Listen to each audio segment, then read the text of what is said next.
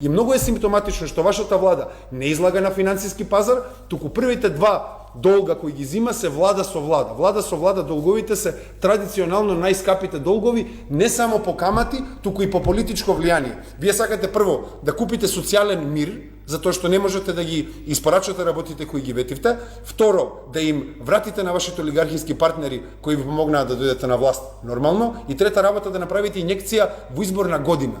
Ова е се за моментална амортизација на вашата владеачка позиција и тоа вие најдобро го знаете. Македонците или македончињата ќе добијат меѓугенерацијска обврска за која ќе зборува некој иден пратеник од ВМРО-ДПМН како еве грешките на минатите влади, вклучувајќи ја и владата на ВМРО-ДПМН. Ние генерално знаеме како се водат дебатите и многу ми е интересно што веднаш на самиот почеток почнавте со флоскули и со празна реторика, македончињата ќе станат македонци. Македонци ќе станат вие во костими и вашите олигархиски партнери, а македончиња ќе останат тие што ќе имаат меѓугенерацијски долг кој треба да го враќаат.